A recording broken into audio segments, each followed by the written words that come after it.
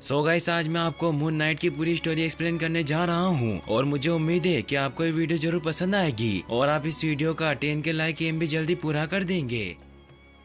इस कहानी की शुरुआत में हमें आर्थर हेरो नाम के एक आदमी को दिखाया जाता है जो एक साहिबान में रहता था। वो एक कांच के गिलास से पानी पीकर उसे अपने स्टाफ की मदद से तोड़ देता है। फिर वो उन टुकड़ों को अपने जूतों में भरकर पहन लेता है क्योंकि आर्थर इजिप्शियन देवी एमिट को पूजा करता था, इसीलिए उनके प्रति अपने विश्वास को दिखाने के लिए कांच को अपने पैरों में रखकर रक्त बलिदान किया करता है। वहीं फिर हमें इस कहानी के मेन कैरेक्टर स्टीवन ग्रांट नाम के आदमी को दिखाया जाता है जिसे लगता है कि उसे नींद की बीमारी है क्योंकि जब भी उसकी आँख खुलती थी तो अजीबो गरीब जगह पर होता था, इसीलिए अपने पैरों में पट्टा बांधकर सोता है और चारों तरफ रेत बिछा दिया करता था। यहाँ तक कि वो अपने गेट पर भी टेप लगाया करता है ताकि उसे पता चल सके कि वो नींद में कहीं बाहर नहीं गया है। स्टीवन का कोई दोस्त नहीं होता, सिर्फ उसके पास एक गोल्ड फिश होती है जिसे उसने हाल ही में खरीदा था, इसीलिए उसका एक ही पर था। स्टीवन अपनी माँ से बात करता है और उन्हें अपने हालचाल बताता है कि हर दिन सुबह जब उसकी आँख खुलती है तो उसे ऐसा लगता है जैसे उसे किसी ने कोड दिया हो।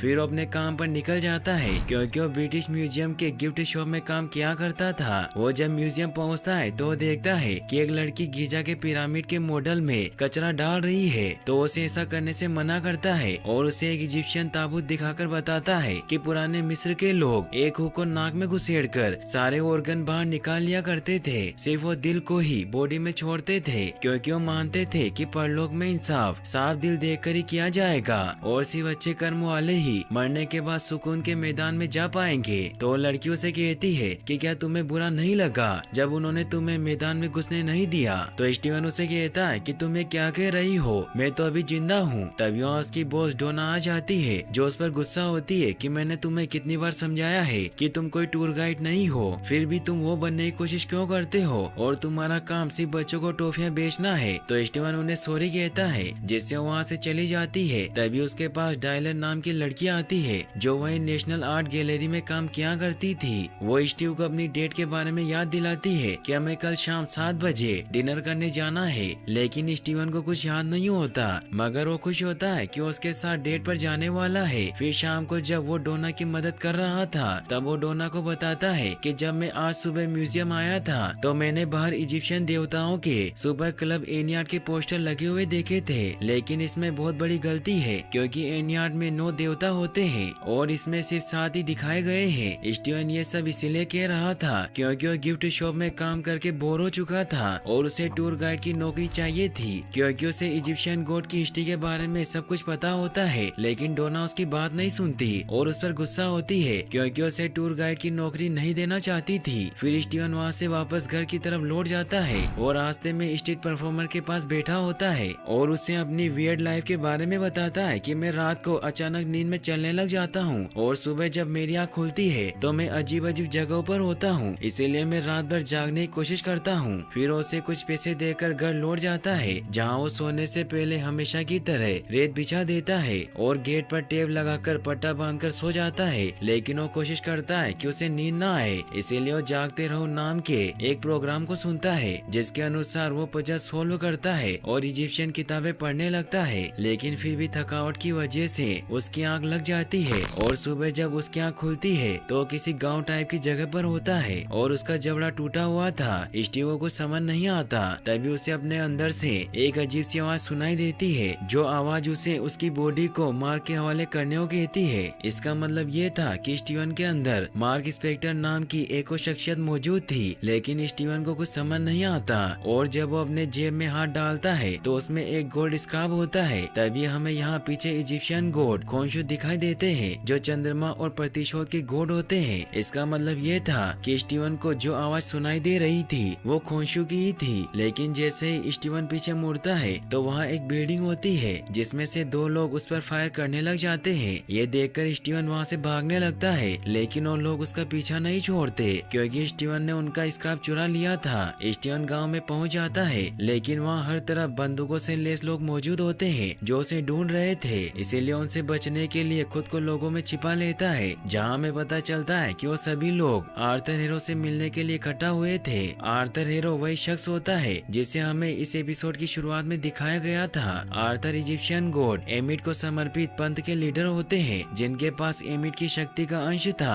आर्थर सभी कहते हैं कि ये जगत स्वर्ग जैसी है, पर हकीकत में ये स्वर्ग नहीं है, क्योंकि लोगों के अंदर अभी भी बुराई छिपी हुई है और हम सभी लोग धरती को स्वर्ग बनाने आए हैं। फिर एक आदमी भीड़ से निकलकर अपनी आत्मा की परख करवाने के लिए आगे आता है, तो आर्थर उसके हाथ में अपना स्टाफ रखता है और एमिट की पावर से उसे परखने लग जाता है, जिससे उसके हाथ में बना तराजू का टैटू मूवमेंट करने लगता है। वो टैटू असल में आत्मा की पहचान करने वाले व्यक्ति की नैतिकता के आधार पर रंग बदलता था, जिससे अगर टैटू हरा हो जाता है तो उस इंसान को अच्छा माना जाता है, लेकिन अगर टैटू लाल हो जाता है तो उस इंसान को बुरा माना जाता है। और आर्थर उसकी आत्मा को अपने अंदर खींच लेता है, जिससे उसकी डेथ हो जाती थी। मगर आर्थर ने जिस आदमी का टेस्ट किया था उसका दिल साफ होता है, इसीलिए वो टैटू हरा हो जाता है, जिससे आर्थर बहुत खुश होता है और उस आदमी को हक कर लेता है। स्टीवन भी भीड़ में छिपा ये सब देख रहा था, क्योंकि वो आदमी अभी भी उसके पीछे थे। फिर आर्थर के पास एक ओल्ड लेडी आती है और जब वो उसका टेस्ट करते हैं तो टैटू लाल हो जाता है। तो ओल्ड लेडी काफी घबरा जाती है और उन्हें कहती है कि मैंने कभी कोई गलत काम नहीं किया। तो आर्थर उसे कहता है कि मुझे विश्वास है, लेकिन तराजू सब कुछ देखता है और आगे चलकर कुछ बुरा होने वाला होगा। तभी उस ओल्ड लेडी को कुछ होने लगता है और उसकी डेथ हो जाती है। फिर आर्थर का गार्ड उसके पास आता है और उसे बताता है कि हम पर हमला हुआ है, जिससे उस आदमी ने गोल्डन स्क्रैप चुरा लिया है और उसने हमारे 2 लोगों को मार दिया और वो अब भी यही है। ये सुनकर आर्थर एशियन लैंग्वेज में सभी को नीचे झुकने को कहते हैं, लेकिन स्टीवन सबसे बाद में झुकता है, जिससे उन्हें पता चल जाता है कि स्टीवन ने ही वो स्क्रैप चुराया है। इसीलिए उसे कहते हैं कि तुम आतंकी हो। तो स्टीवन को कुछ पता नहीं होता, इसीलिए उन्हें कहता है कि मैं म्यूजियम में गिफ्ट शॉप में काम करता हूँ और मैं लंदन वापस जाना चाहता हूँ। तो आर्थर उसे कहते हैं कि मुझे स्क्रैप लौटा दो। स्टीवन उन्हें वो स्क्रैप लौटाने लगता है, लेकिन उसे जो आवाज सुनाई दे रही थी वो उसे ऐसा करने नहीं देती और वो खुद ब खुद वहाँ से भागने लग जाता है, जिससे आर्थर के आदमी उसे पकड़कर स्क्रैप छीन लेते हैं। तभी स्क्रीन ब्लैकआउट होने लगती है और स्टीवन देखता है कि आर्थर के सभी लोग मर गए हैं और स्क्रैप उसके हाथों में था। इसका मतलब ये होता है कि उस वक्त मार्क स्पेक्टर ने उसकी बॉडी पर काबू कर लिया था। ये देखकर आर्थर और बाकी सभी उसे पकड़ने आने लगते हैं। तभी उसे खोंशू की आवाज सुनाई देती है जो उसे कहती है कि अगर स्क्रैप को कुछ हुआ तो मैं तुम्हें नहीं छोड़ूंगा, जिससे स्टीवन उस स्क्रैप को बचाने के लिए एक कपकेक वैन लेकर वहाँ से भाग जाता है। लेकिन आर्थर के लोग उसका पीछा करते हैं और उसे रोकने की हर मुमकिन कोशिश करते हैं, मगर स्टीवन में मौजूद मार्क नाम की शख्सियत सभी को खत्म कर देती है। तभी स्टीवन की आँख खुल जाती है और वो बहुत खुश होता है कि ये सब एक सपना था। लेकिन तभी वो देखता है कि उसकी फिश के 2 पर आ गए हैं, इसीलिए उसे वापस शॉप में लेकर जाता है और शॉप रेडियो कहता है कि कल तक इसका एक ही पर था। तो स्टीवन को कहती है कि मैंने तुम्हें कल कहा था कि सभी फिश के 2 ही पर होते हैं, लेकिन स्टीवन हैरान होता है क्योंकि वो कल यहाँ नहीं आया था। तभी वो घड़ी में देखता है कि 5 बज गए हैं, इसीलिए वहाँ से निकल जाता है क्योंकि उसे आज डायलन के साथ डेट पर जाना था। इसीलिए वो तैयार होकर रेस्टोरेंट पहुँच जाता है, जहाँ काफी देर तक डायलन का इंतजार करता है, लेकिन वहाँ नहीं आती। इसीलिए उसे फोन लगाता है तो डायलन उस पर गुस्सा होती है कि मैंने तुम्हें फ्राइडे को डेट पर आने को कहा था और अब तुम 2 दिन बाद मुझे कॉल कर रहे हो। इससे स्टीवन काफी परेशान हो जाता है क्योंकि आज संडे था और उसे अपने पिछले 2 दिन के बारे में कुछ याद नहीं होता। इसका मतलब ये था कि उसने सपने में जो कुछ भी देखा था वो हकीकत थी। डायलर की वजह से उदास हुआ स्टीवन घर लौट जाता है, लेकिन वो अपनी मॉम को इस बारे में नहीं बताता और उनसे झूठ कहता है कि उसकी डेट बहुत अच्छी रही। स्टीवन काफी परेशान होता है, लेकिन तभी वो देखता है कि फर्श पर टेबल के खिसकाने के निशान बने हुए हैं, जहाँ वो देखता है कि ऊपर एक हिडन एरिया में एक मोबाइल और की रखी हुई है। वो जब उस मोबाइल को ऑन करता है तो उसमें लाइला नाम की किसी लड़की के कई सारे मिस्ड कॉल थे। तभी लाइला का कॉल आता है तो स्टीवन उस कॉल को पिक कर लेता है। लाइला उसे कहती है कि शुक्र है कि मार्क तुम जिंदा हो और मैं तुम्हें कई महीनों से कॉल और मैसेजेस कर रही हूँ और मुझे लगा कि तुम्हें कुछ हो गया है। स्टीवन उसे कहता है कि तुम कौन हो और तुमने मुझे मार क्यों कहा, लेकिन वो कॉल कट कर देती है। स्टीवन बहुत परेशान होता है क्योंकि उसे खोंशों की जो आज सुनाई दे रही थी उसने भी उसे माँ की शख्सियत के बारे में कहा था। वो लाइला को फिर से कॉल लगाता है, लेकिन तभी उसे माँ की आवाज सुनाई देने लगती है,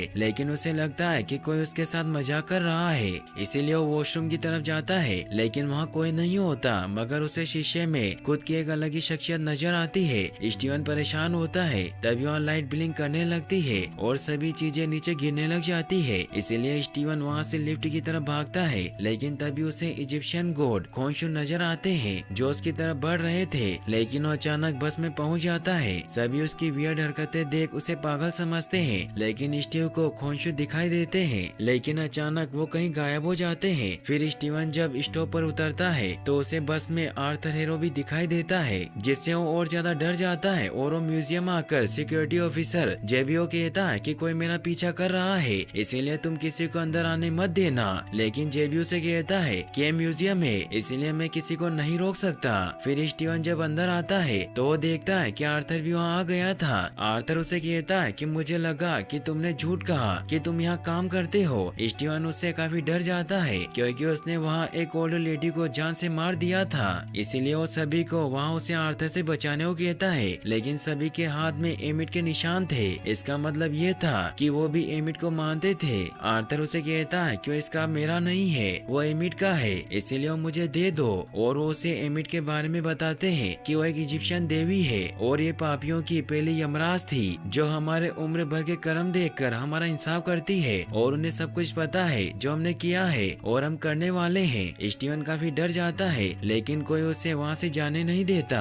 आर्थर स्टीवन को कहता है कि अगर आज एमिट आजाद होती तो हिटलर ने जो जुर्म किए वो कभी नहीं कर पाता और न ही कोई आतंकवादी पैदा होता जिससे बुराई पूरी तरह खत्म हो जाती, लेकिन उन्हें उनके साथी देवताओं ने धोखा दिया। तो स्टीवन उनसे पूछता है कि आप क्या करना चाहते हैं। तो आर्थर उसे कहता है कि मैं तुम्हारी मदद करना चाहता हूँ क्योंकि मुझे पता है कि कोई आवाज तुम्हें परेशान कर रही है। फिर वो एमिट के जादू की मदद से वो स्टीवन की नैतिकता को चेक करने लगता है, लेकिन उसका टैटू अपना रंग नहीं बदलता। इसका मतलब ये होता है कि स्टीवन का फ्यूचर डिसाइड नहीं था और आर्थर उसे कहते हैं कि तुम में एक अनिश है। स्टीवन वहाँ से चला जाता है और आर्थर भी उसे वहाँ से जाने देता है। रात को स्टीवन म्यूजियम में काम कर रहा होता है क्योंकि वो कुछ दिनों से म्यूजियम लेट आता था, इसीलिए डोना ने उसे ओवर टाइम काम करने की सजा दी थी। तभी म्यूजियम की लाइट बंद हो जाती है और वो घर जाने लगता है। तभी उसे अजीब सी आवाजें सुनाई देती है, इसीलिए वो अंदर जाता है क्योंकि उसे लगता है कि अंदर कोई डॉग घुस आया है, लेकिन वहाँ एक क्रिएचर होता है जो उसका शिकार करने आया था। यह देखकर स्टीवन काफी डर जाता है। तभी उसे आर्थर की आवाज सुनाई देने लगती है जो स्टीवन से कहता है कि मुझे स्क्रैप दे दो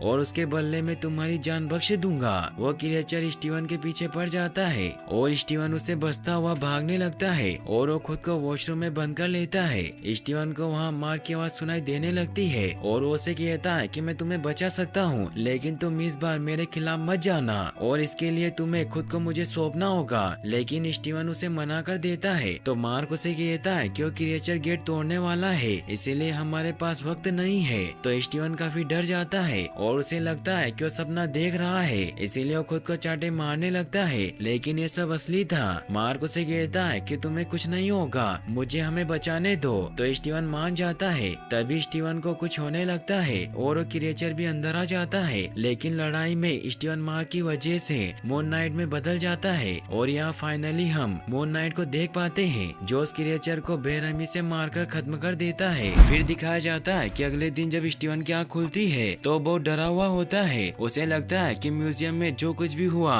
वो एक सपना था, इसीलिए वो रिफ्लेक्शन में मार्क को बुलाने की कोशिश करता है, लेकिन मार्क उसके सामने नहीं आता। फिर वो तैयार होकर म्यूजियम जाता है जहाँ वो देखता है कि मार्क ने रात को जो तोड़फोड़ की थी उसकी सफाई का काम चल रहा है। जेबी रात की सीसीटीवी फुटेज देखने जाता है तो स्टीवन उसे बताता है कि तुम जो कुछ भी देखने वाले हो वो बहुत भयानक होने वाला है, इसीलिए तुम उसे देखकर डर मत जाना, बस ये सोचना कि ये कोई हॉरर फिल्म है। फिर जेबी जब रात की सीसीटीवी फुटेज देखता है तो उसमें कोई जेकल नहीं होता, सिर्फ उसमें स्टीवन नजर आ रहा था, जिससे उसे लगता है कि स्टीवन ने सारी तोड़फोड़ की है। स्टीवन उसे बताता है कि मेरे पीछे एक बहुत बड़ा इजिप्शियन जेकल पड़ा था, लेकिन वो उसकी बात नहीं सुनता और सभी को लगता है कि स्टीवन पागल हो गया है क्योंकि बहुत दिनों से स्टीवन का बर्ताव बदल गया था, जिससे उसे जॉब से निकाल दिया जाता है। स्टीवन काफी उदास होता है और वो स्ट्रीट परफॉर्मर के पास बैठा उसे सब कुछ बताता है कि मुझे मेरे फ्लैट में कुछ अजीब चीजें मिली है। इससे स्टीवन को आइडिया आता है कि उसे जो चाबी मिली थी वो उससे लॉकर को ढूंढ सकता है, इसीलिए उस चाबी पर बने लोगों की लॉकर कंपनी में पहुंचता है, जहां स्टीवन गार्ड से कहता है कि मैं मेरा स्टोरेज लॉकर ढूंढ रहा हूं, जो कि स्टीवन ग्रांट या फिर मार्क के नाम पर होगा। तो गार्ड उसे पहचान लेता है क्योंकि मार्क हमेशा वहां आया करता था। गार्ड स्टीवन को उसके लॉकर के पास लेकर जाता है। स्टीवन जब अंदर जाता है तो उसे एक बैग मिलता है जिसमें गन, कुछ पैसे और मार्क स्पेक्टर का पासपोर्ट होता है, क्योंकि मार्क एक सीरियल किलर था। बैग में स्केरब भी होता है जिसे वो एक्टिवेट कर देता है, जो इजिप्शियन देवी एमिट के ठिकाने की तरफ मुंह करने लगता है। तभी उसे रिफ्लेक्शन में मार्क दिखाई देता है, जो उसे कहता है कि तुम्हें यहाँ नहीं आना चाहिए था। तो स्टीवन उससे पूछता है कि तुम कौन हो। तो स्टीवन उसे कहता है कि मैं तुम्हें नहीं बता सकता, क्योंकि इससे तुम्हारी जान को खतरा हो सकता है, इसीलिए तुम अपना जिस्म मुझे सौंप दो, क्योंकि मैं ही तुम्हें बचा सकता हूँ। तो स्टीवन उसे कहता है कि मैं ऐसा कभी नहीं करूँगा, क्योंकि तुम लोगों को मारते हो, इसीलिए तुम मुझे बताओ कि तुम कौन हो। तो मार्क उसे बताता है कि मैं चांद की इजिप्शियन देवता खोंशू का अवतार हूँ, और एक तरीके से तुम भी खोंशू के अवतार हो, और हम मिलकर मासूमों को बचाते हैं, जुर्म करने वालों पर खोंशू का कहर बरसाते हैं। स्टीवन इससे काफी डर जाता है। तो मार्क उसे बताता है कि मैंने खोंशू से एक सौदा किया था कि तुम मेरे काम में दखल नहीं दोगे, इसीलिए तुम मुझे अपना जिस्म सौंप दो ताकि मैं अपना काम खत्म कर सकूं, फिर मैं तुम्हें कभी तंग नहीं करूंगा। तो स्टीवन कहता है कि मैं इस बैग को पुलिस को दे दूंगा ताकि तुम किसी और को ना मार सको।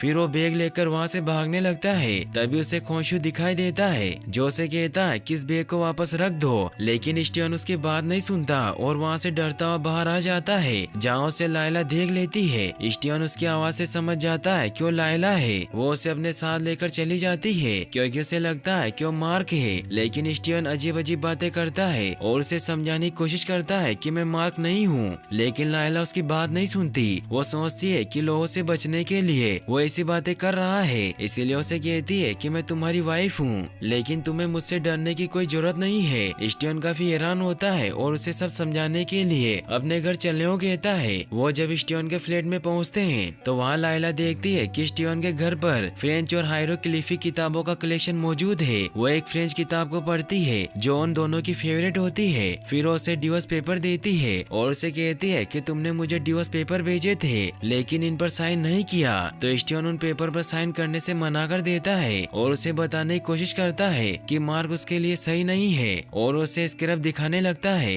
लेकिन तभी उसे मार्क नजर आता है, जो उसे कहता है कि उसे स्केरब मत दिखाना, वरना आर्थर उसके पीछे पड़ जाएगा, जिससे लायला की जान जा सकती है। ये सुनकर स्टीवन उससे स्केरब छिपाने लगता है, लेकिन लायला उसे धक्का देकर वो स्केरब देख लेती है और उसे कहती है कि एमिट का ठिकाना दिखाने वाला स्केरब है, जिसके लिए हम साथ मिलकर लड़े थे। और उसे लगता है कि मार्क स्टीवन बनने का नाटक कर रहा है ताकि उसे स्केरब के बारे में पता न चले। तो स्टीवन उसे कहता है कि मुझे स्केरब नहीं चाहिए, क्योंकि मैं मार्क नहीं हूँ, मैं स्टीवन ग्रांट हूँ, जो पहले गिफ्ट शॉप में काम करता था, और मेरी जान खतरे में है, और शायद सिर्फ तुम ही मेरी मदद कर सकती हो। तो लायला उसे कहती है कि क्या तुम्हें सच में कुछ याद नहीं है कि हम इसे क्यों ढूंढ रहे थे। तो स्टीवन उसे कहता है कि मुझे कुछ याद नहीं है। तभी पुलिस वहाँ आ जाती है। स्टीवन लायला को कहता है कि वो मुझे पकड़ने आए हैं क्योंकि मैंने टॉयलेट में तोड़फोड़ की थी। वो जब गेट खोलता है तो पुलिस ऑफिसर अंदर आ जाते हैं, जो उसके घर में छानबीन करने लगते हैं, क्योंकि उन्हें वहाँ आर्थर ने स्केरब लेने भेजा था। लेकिन लायला स्केरब लेकर खिड़की से बाहर चली जाती है, जिससे उसे नहीं ढूंढ पाते। स्टीवन उन्हें बताता है कि मेरी म्यूजियम वालों से बात हो गई है,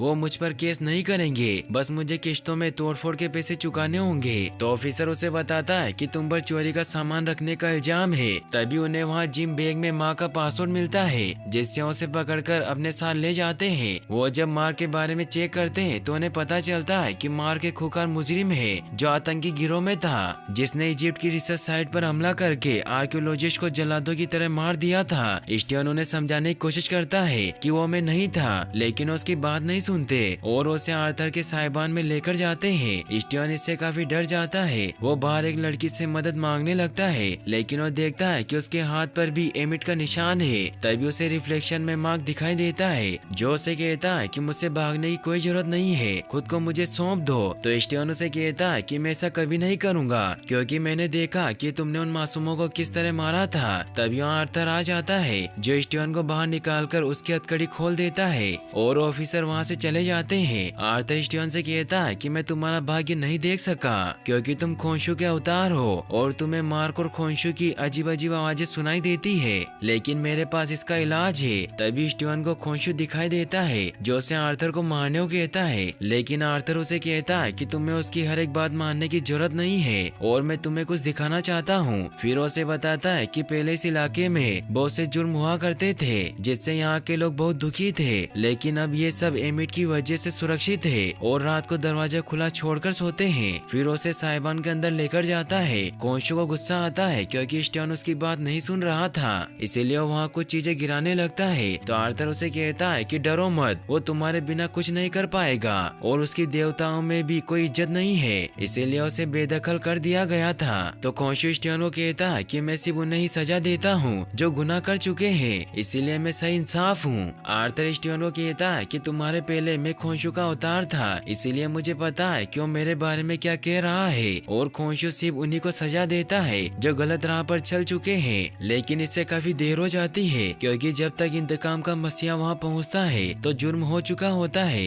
इसीलिए एमिट असली मसीहा है क्योंकि वो जुर्म करने वालों को पहले ही परख लेती है और उन्हें जान से मार देती है, इसीलिए हमें एमिट को आजाद करना होगा। तो स्टीवन उसे कहता है कि मगरमच्छ जैसी दिखने वाली देवी पर हम कैसे भरोसा कर सकते हैं। तो आर्थर उसे कहता है कि उनकी परख पर शक मत करो क्योंकि एमिट दुनिया में सभी बुरे लोगों को मिटाकर अच्छाई कायम करेगी, जिसके लिए हमें वो स्केरब चाहिए क्योंकि वो स्केरब एक तरह कंपास की तरह काम करता है जो हमें एमिट के मकबरे तक ले जाएगा और मैं उन्हें आजाद कर दूंगा, जिससे वो दुनिया से सभी बुरे लोगों का नाश करके दुनिया को स्वर्ग बना देगी, इसीलिए तुम मुझे स्केरब दे दो। तो स्टीवन उसे कहता है कि मेरे पास स्केरब नहीं है। तो आर्थर उसे कहता है कि तुम ये तो जानते होंगे क्यों किसके पास है। तभी स्टीवन को रिफ्लेक्शन में मार्क दिखाई देता है जो स्टीवन को कहता है कि लायला का नाम मत लेना और मुझे अपना जिस्म दे दो। आर्थर समझ जाता है कि स्टीवन मार्क से बात कर रहा है, इसीलिए वो मार्क को कहता है कि तुम्हें खोंशु ने क्या कहा था कि तुम्हारा आखिरी मिशन होगा, लेकिन ऐसा नहीं है क्योंकि मैं पहले उसका अवतार रह चुका हूँ और मुझे पता है कि वो कितना बड़ा झूठा है। तो स्टीवन आर्थर को कहता है कि अगर एमिट किसी इंसान के बुरे बनने से पहले ही उसे परख लेती है तो इसका मतलब ये है कि वो एक निर्दोष इंसान को परख रही है, क्योंकि सोचने से इंसान बुरा नहीं बनता।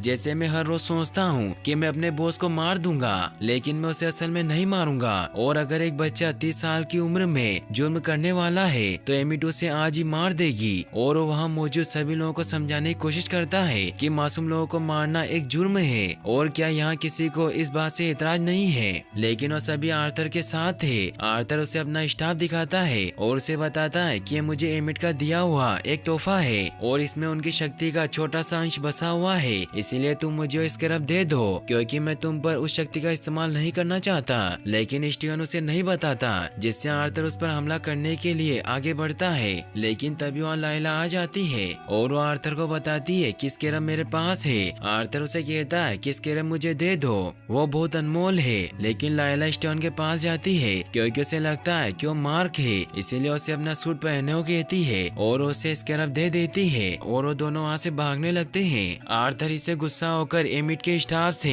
एक जेकल बाहर निकाल लेता है। स्टीवन और लायला एक रूम में खुद को बंद कर लेते हैं। लायला स्टीवन को कहती है कि तुम मार्क हो और तुम्हारे पास सूट है और मैंने तुम्हें वो इस्तेमाल करते हुए देखा है। तो स्टीवन उसे कहता है कि मुझे कुछ नहीं पता। रिफ्लेक्शन में मार्क भी उसे कहता है कि मुझे बाहर आने दो। स्टीवन को कुछ समझ नहीं आता, वो काफी परेशान हो जाता है। वो लायला से कहता है कि मैं उनसे नहीं लड़ सकता। तो लायला उसे कहती है कि हम कोई दूसरा रास्ता निकाल लेंगे। तभी वहाँ जेकल आ जाता है, लेकिन लायला को दिखाई नहीं देता और वो जेकल स्टीवन पर अटैक करके उसे बिल्डिंग से नीचे गिरा देता है। तभी स्टीवन सूट चिल्लाने लगता है, जिससे वो मिस्टर नाइट के सूट में आ जाता है, जो कि स्टीवन को खोंशु का दिया हुआ एक सूट था जिसमें स्टीवन के हथियार के रूप में ट्रंचियोन थे। लेकिन स्टीवन को समझ नहीं आता कि ये क्या चीज है। मार्क उसे कहता है कि तुमने ये क्या पहन लिया है। तो स्टीवन उसे कहता है कि मैं इसमें बहुत अच्छा लग रहा हूँ। तभी उस पर जेकल अटैक कर देता है जो स्टीवन को मारने लगता है। लायला भी नीचे आ जाती है, लेकिन उसे जेकल दिखाई नहीं देता। जेकल स्टीवन को बुरी तरीके से मारने लग जाता है। ये देखकर लायला उसकी मदद करने के लिए अंदाजे से जेकल पर अटैक करती है, जिससे जेकल उस पर भी अटैक करने लगता है। स्टीवन जेकल से लड़ने की कोशिश करता है, लेकिन उसे नहीं जीत पा रहा था।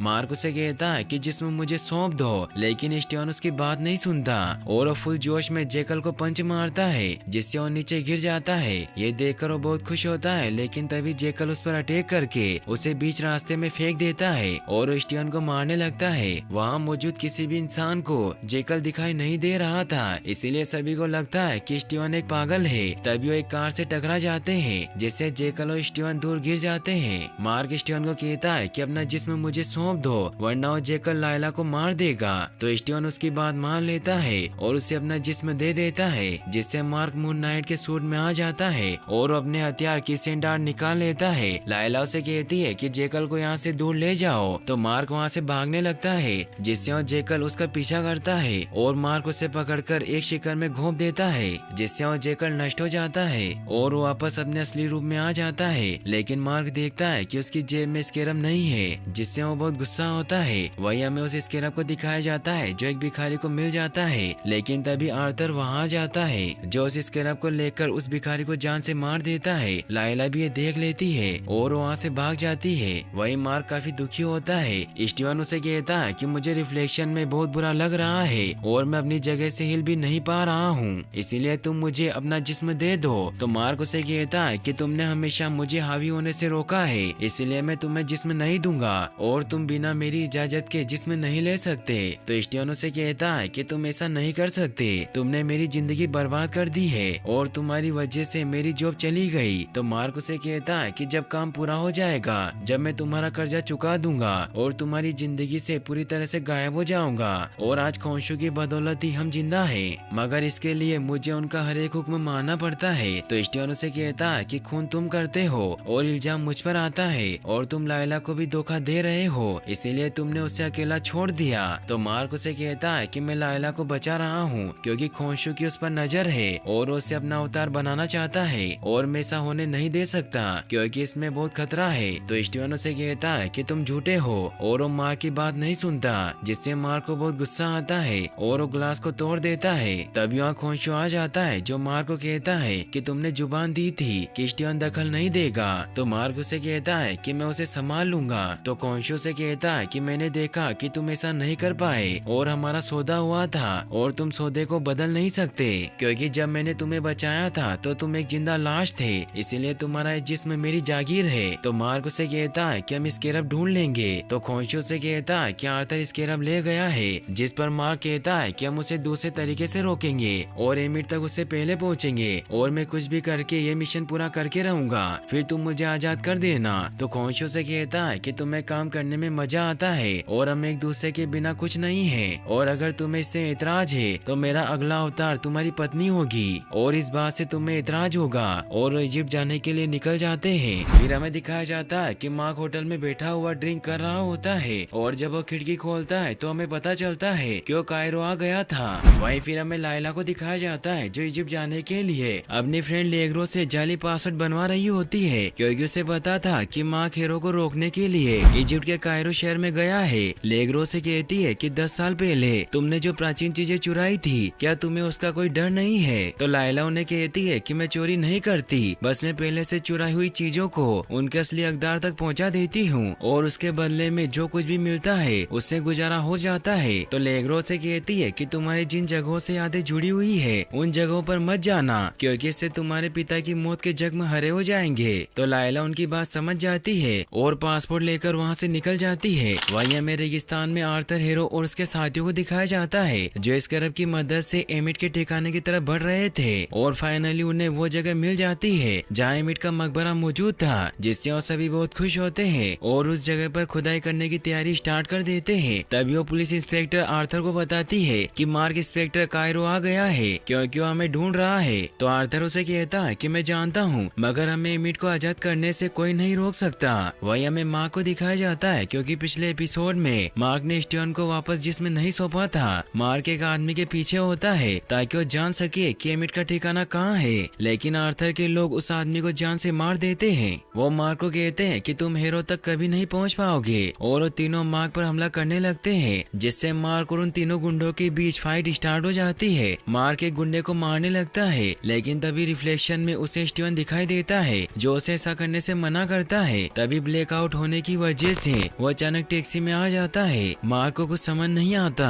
तभी उसे बाहर आर्थर के गुंडे दिखाई देते हैं, इसीलिए उनका पीछा करने लग जाता है। वो एक गुंडे को पकड़ लेता है मगर तभी उसे फिर से स्टीवन दिखाई देता है जो उसे ऐसा करने से मना करता है और गुंडे मौका पाकर उस पर पीछे से हमला कर देते हैं। मगर तभी फिर से ब्लैकआउट होता है जिससे वो एक अलग ही जगह पर पहुंच जाता है जहां मार्क ने उन 3 में से 2 गुंडों को मार दिया था मार्क को कुछ समझ नहीं आता कि उन्हें किसने मारा है और उसे लगता है कि स्टीवन ने उससे करवाया है। मार्क उन 3 गुंडों में से एक से पूछने लगता है कि एमिट का ठिकाना कहाँ है, लेकिन वो कुछ नहीं बताता। तभी उसे खोंशू की आवाज आती है जो उसे कहता है कि उसे किनारे पर लेकर जाओ। तो मार्क उसे कहता है कि एक बच्चा है, जिस पर खोंशू कहता है कि उसे डराओ, जिससे वो बता दे कि आर्थर का ठिकाना कहाँ है। तो मार्क उसकी बात मानकर उसे क्लिफ से नीचे लटका देता है और उससे पूछने लगता है कि आर्थर कहाँ है, लेकिन उसे कुछ नहीं बताता और एमिट का नाम लेकर इसका काट देता है, जिससे उसकी नीचे गिरने की वजह से डेथ हो जाती है। मार्क ये देखकर काफी परेशान हो जाता है। तो खोंशू से कहता है कि मुझे लगा था कि वो सब कुछ बता देगा, लेकिन उसने ऐसा नहीं किया। मार्क स्टीवन से कहता है कि क्या तुम पागल हो गए हो, तुमने उन गुंडों को क्यों मारा। तो स्टीवन उसे कहता है कि मैंने उन्हें नहीं मारा, मारने का शौक तो तुम्हें है। तो मार्क उसे कहता है कि मैंने किसी को नहीं मारा, जिस पर स्टीवन कहता है कि अगर तुम चाहते हो कि वो लाशें न बिछे तो खोंशू की बात मानना छोड़ दो। लेकिन मार्क उसकी बात नहीं सुनता और उसे कहता है कि आइंदा से मेरे काम में टांग मत अड़ाना। मार्क खोंशू से कहता है कि इन आदमियों के जरिए तो हमें आर्थर का कुछ पता नहीं चला, मगर हमें उसे ढूंढने का कोई और तरीका निकालना होगा। लेकिन खोंशू कुछ नहीं कहता। तो मार्क उसे कहता है कि क्या हम बाकी देवताओं की मदद नहीं ले सकते, और क्या वो यूं ही किसी को भी एमिट को आजाद करने देंगे। तो खोंशू से कहता है कि मैं देवताओं की सभा नहीं बुला सकता, क्योंकि अगर उन्हें गुस्सा आया तो मुझे पत्थर की मूर्ति बना सकते हैं। तो मार्क उसे कहता है कि हमारे पास दूसरा रास्ता नहीं है। तो खोंशू आसमान में चला जाता है और देवताओं का ध्यान अपनी तरफ खींचने के लिए दिन को रात में तब्दील कर देता है, जिससे हर तरफ अंधेरा हो जाता है। आर्थर भी ये देख लेता है और वो समझ जाता है कि खोंशू ने देवताओं की सभा बुलाई है, लेकिन वो अपने सभी साथियों को कहता है कि तुम सब खोदते रहो और चाहे जो कुछ भी हो जाए तुम खोदना बंद मत करना।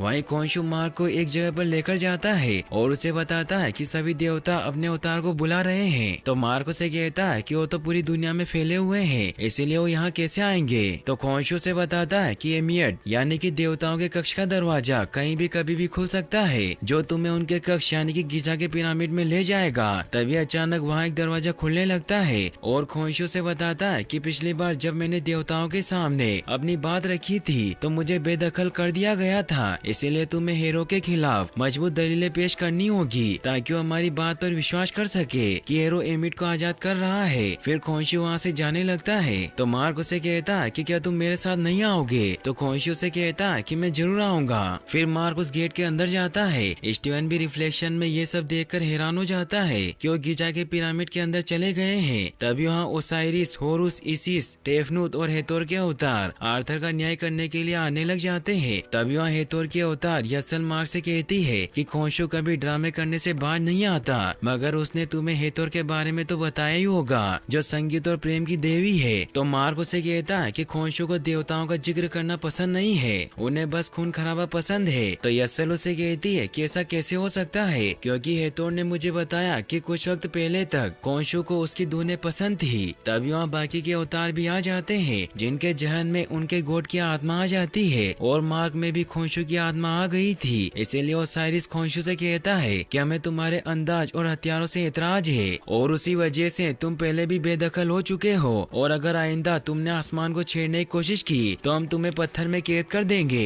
तो खोंशू ने कहता है कि मैं बेदखल हुआ, पर तुम सबकी तरह इंसानियत से मुंह नहीं मोड़ा। तो होरस उसे कहता है कि हमने उनसे मुंह नहीं मोड़ा, बल्कि उन्होंने हमसे मोड़ा है। इसीलिए हमें सिर्फ अवतारों पर भरोसा है कि हमारा काम बिना तमाशा किए चुपचाप करेंगे। तो खोंशू ने कहता है कि अवतार कुछ नहीं कर सकते, इसीलिए देवलोक में आराम छोड़कर वापस धरती पर लौट आओ, वरना तुम सब ये दुनिया खो बैठोगे। तो ओसाइरिस उसे कहता है कि अवतार का काम सिर्फ नजर रखना है, और हमने सालों पहले फैसला किया था कि इंसानी मामलों में दखल नहीं देंगे, इसीलिए तुम हमें बताओ कि तुम क्या चाहते हो। तो खोंशू ने कहता है कि आर्थर एमिट को रिहा करने की साजिश कर रहा है। तो सभी देवता हीरो को वहाँ बुलाते हैं, मगर हीरो वहाँ सबके सामने मासूम बनने का नाटक करता है। इसीलिए वो सभी को कहता है कि मैं यहाँ एमिट को आजाद करने नहीं बल्कि घूमने आया हूँ, और वो खोंशू पर इल्जाम लगा देता है कि खोंशू तब से एमिट के मकबरे को ढूंढ रहे हैं जब से मैं उनका अवतार था, और ये जलन की वजह से साजिश कर रहे हैं, और आप एक ऐसे देवता का भरोसा नहीं कर सकते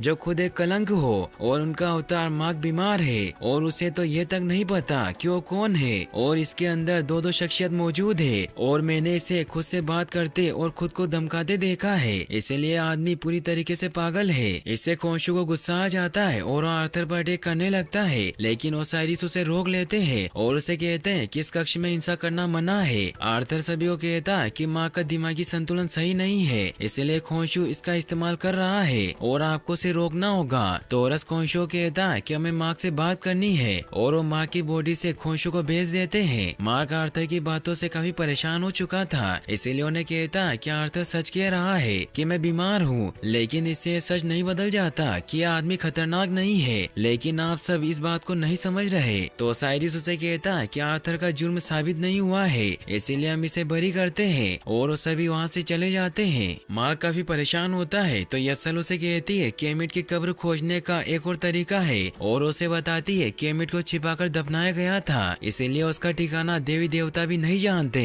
क्योंकि एमिट भक्त हर जगह मौजूद है, इसीलिए उस जगह के बारे में किसी को कुछ नहीं बताया था। सिर्फ सेनफू नाम की एक सिपाही को ही एमिट के मकबरे तक जाने की जानकारी सौंपी गई थी, ताकि जब देवता कभी एमिट को माफ करना चाहे तो उसे वापस ला सके। इसीलिए अगर तुम सेनफू का ताबूत ढूंढ लो तो तुम्हें मकबरा मिल जाएगा। तो मार्क उसे पूछता है कि सेनफू का ताबूत कहाँ मिलेगा, तो यसल उसे बताती है कि किसी ने उस ताबूत को चोरी करके काले बाजार में भेज दिया था, इसीलिए मुझे कुछ पता नहीं है। तो मार्क उस ताबूत की खोज में लग जाता है मगर उसे कुछ पता नहीं चलता। तभी लायला भी उसके पास आ जाती है। मार्क उसे कहता है कि तुम्हें यहाँ नहीं आना चाहिए था। तो लायला उसे कहती है कि मैं जानती हूँ कि तुम क्या ढूंढ रहे हो, इसीलिए तुम मेरे साथ चलो। फिर वो वहाँ से निकल जाते हैं। लायला उसे बताती है कि हम एंटोन मोरगार्ड के पास जा रहे हैं, जिसे पुरानी चीजों का संग्रह करना अच्छा लगता है और पहले वो मेरा दोस्त था। और वो उसे बताती है कि मैं यहाँ तुम्हारे लिए नहीं आई हूँ, बल्कि मैं उन मासूम लोगों के लिए आई हूँ जो एरो का शिकार बन सकते हैं। तो मार्क उससे अपनी गलतियों के लिए माफी मांगता है क्योंकि मार्क ने लायला को नहीं बताया था कि वो यहाँ कायरो आने वाला है। तो लायला उसे कहती है कि तुमने मुझे स्टीवन वाली बात क्यों नहीं बताई, जिस पर मार्क कहता है कि मैं तुम्हें कैसे बताता,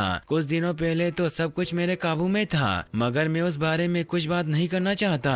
तो लायला उसे हौसला देती है और कहती है कि हम मिलकर सब कुछ ठीक कर सकते हैं। तो मार्क उसे कहता है कि अब बहुत देर हो चुकी है, इसलिए हमें प्लानिंग कर लेनी चाहिए। फिर वो एंटोन के इलाके में पहुंच जाते हैं जहां बहुत सारे लोग मौजूद थे क्योंकि एंटोन ने वहां पूरा गांव बसा रखा था और उनके पास बंदूकें भी थी। तभी मार्क देखता है कि कुछ आदमी उनका पीछा कर रहे हैं, जिससे वो समझ जाते हैं कि एरो के लोग उनका पीछा कर रहे हैं। इसीलिए लायला उसे कहती है कि हमें जल्दी से अपना काम करना होगा और मैंने तुम्हारी नकली आइडेंटिटी बनाई है, इसलिए तुम्हारा नाम रूफिनो है और हम अभी अभी हनीमून मनाकर लौटे हैं। फिर वो दोनों एंटोन के सिक्योरिटी हेड बेग से मिलते हैं जो लायला को बताता है कि एंटोन अभी एल मेमा गेम खेल रहा है, इसीलिए आपसे थोड़े वक्त बाद मिलेंगे। लायला और मार्क थोड़ी देर इंतजार करते हैं और एंटोन उनसे मिलने आता है। वो लायला को देखकर खुश होता है और उन्हें बताता है कि मैं पुरानी चीजों को संभालने का काम बहुत सीरियसली करता हूँ क्योंकि मुझे लगता है कि मैं इन पुरानी चीजों की हिफाजत कर रहा हूँ। फिर वो दोनों सेनफू के ताबूत के पास जाते हैं जहाँ लायला देखती है कि असली ताबूत है और इस पर रूह के सफर के बारे में लिखा हुआ है मगर इसमें ठिकाने का कहीं जिक्र नहीं है। तभी माँ को स्टीवन दिखाई देता है जो उसे बताता है कि एमिट के ठिकाने की जानकारी एक पहेली में छिपी हुई है। तो मार्क लायला को कहता है कि तुम एंटोन को थोड़ी देर बाहर रोक कर रखो, मुझे स्टीवन से बात करनी है। तो लायला उसकी बात मान लेती है और वो बाहर बेक और एंटोन के पास जाकर उन्हें कहती है कि मेरे हस्बैंड प्रे कर रहे हैं, इसीलिए आप थोड़ी देर अंदर मत जाइए। मार्क स्टीवन को कहता है कि तुम क्या बताना चाहते थे। तो स्टीवन उसे कहता है कि अगर तुम्हें मेरी मदद चाहिए तो तुम्हें मुझे आजाद करना होगा। तो मार्क उसे कहता है कि हमारे पास वक्त नहीं है और अगर तुम नहीं बताना चाहते तो मैं सभी को मारकर पता कर लूंगा। तो स्टीवन उसे कहता है कि ऐसा मत करो, मैं तुम्हें बताता हूँ। और उसे कहता है कि लाश का कपड़ा देखो और उसके सिरों को मोड़ दो क्योंकि इस पहेली को सोल्व करने के लिए हमें तारों का मिलान करना होगा। तभी बेग वहाँ आ जाता है क्योंकि उन्हें उस पर शक हो गया था। मार्क बेग से गन छीन लेता है मगर उन्होंने लायला पर गन पॉइंट कर रखी थी, इसलिए माँ को उसे गन वापस देनी पड़ती है। एंटोन लायला को कहता है कि मैंने सोचा था कि मैं तुम्हारी सारी गलतियाँ माफ कर दूंगा। तो लायला उसे कहती है कि तुम गलत समझ रहे हो, हम बहुत सारी जानें बचाना चाहते हैं और चाहो तो तुम खुद ताबूत में जाकर देख लो। तभी बेग उसे बताता है कि कोई आपसे सेनफू के ताबूत की डील करने आया है जो कि आर्थर होता है। वो एंटोन को कहता है कि मैं तुम्हें उस ताबूत के बदले इसके रब दे सकता हूँ। तो लायला एंटोन को समझाने की कोशिश करती है कि आर्थर हमें फंसा रहा है, इसीलिए उसकी बातें मत सुनो क्योंकि वो चाहता है कि हम कभी उस ठिकाने पर ना पहुँच सके। तो एंटोन उसे कहता है कि मैं तुम पर भरोसा नहीं कर सकता, तुमने मुझे धोखा दिया। तो आर्थर उन्हें कहता है कि तुम्हें झगड़ने की कोई जरूरत नहीं है और वो लायला को बताता है कि तुम इजिप्ट नहीं आना चाहती थी क्योंकि जो जख्म तुम्हें पापा के कत्ल से मिले थे तुम उन्हें खुरेदना नहीं चाहती, मगर उन पर मरहम लग सकता है अगर मार्क तुम्हें सच्चाई बता दे। लेकिन वो ऐसा नहीं करेगा क्योंकि जैसे वो खुद की नजरों में गिरा है वो तुम्हारी नजरों में भी गिर जाएगा।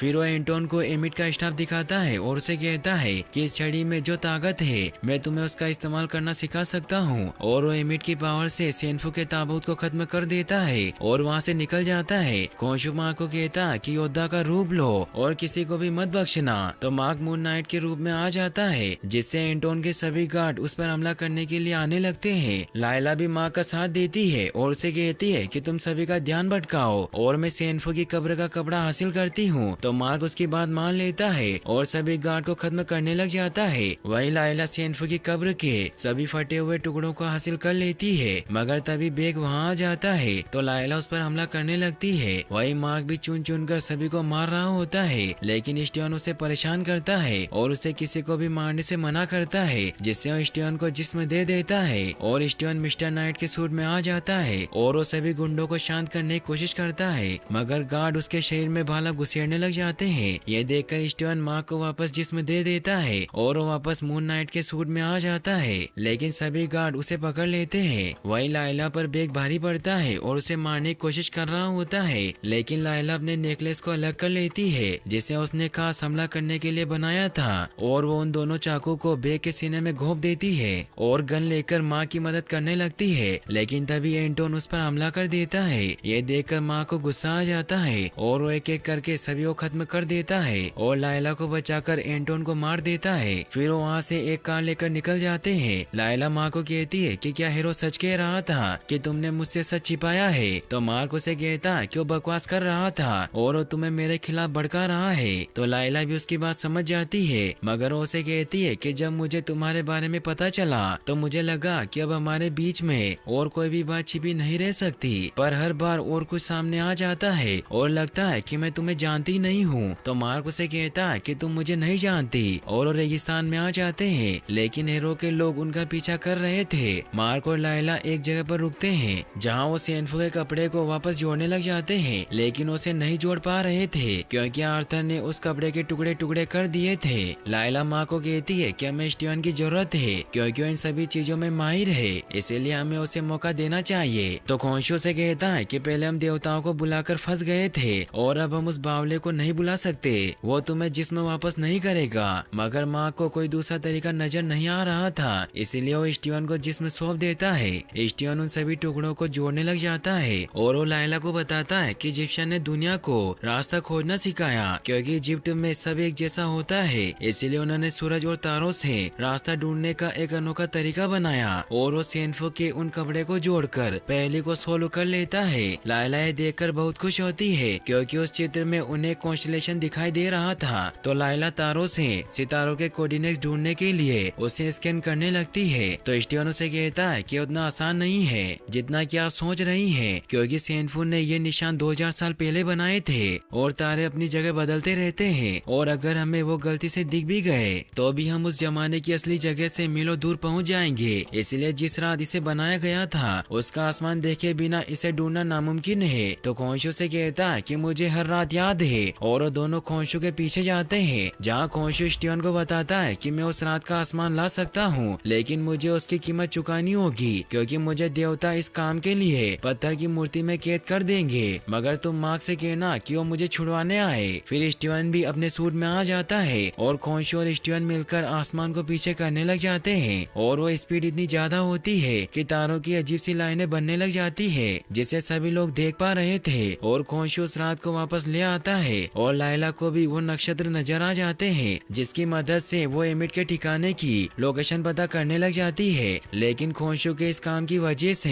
देवताओं के कक्ष में 5 देवता खोंशू को पत्थर में तब्दील करने लग जाते हैं, जिससे खोंशू धीरे धीरे गायब होने लगता है, जिससे स्टीवन की ताकत भी धीरे धीरे खत्म हो रही थी। मगर लायला को एमिट की लोकेशन का पता चल जाता है। तभी खोंशू भी पूरी तरीके से पत्थर की मूर्ति बनने की वजह से गायब हो जाता है और इससे स्टीवन भी बेहोश हो जाता है। फिर हमें दिखाया जाता है कि ओसाइरिस का अवतार सेलिम हीरो को देवताओं के चेम्बर में लेकर आता है और उसे कहता है कि तुम खोंशू के बारे में बिल्कुल सही थे और उसने हमारे लिए कोई रास्ता नहीं छोड़ा, इसलिए वो बाकी गुनहगारों की तरह यही कैद रहेगा। तो हीरो खोंशू से अकेले में बात करता है और उसे कहता है कि तुम्हारे हुक्म पर मुझे लोगों को तड़पाने में मजा आता था, लेकिन वो मेरा सबसे बड़ा गुनाह है। मगर तुम मुझे तकलीफ नहीं देते तो मैं समझ ही नहीं पाता कि सुकून की असली अहमियत क्या होती है। इसीलिए मैं वो करूँगा जो तुम कभी नहीं कर पाए, और मेरी जीत के जिम्मेदार तुम होगे, क्योंकि तुम्हारी वजह से ही मैं ऐसा बना हूँ। फिर अगले दिन हमें दिखाया जाता है कि ओसाइरिस का अवतार सेलिम खोंशू की मूर्ति यानी कि उस आबादी को एक कक्ष में लेकर जाता है, जहाँ खोंशू की उस आबादी को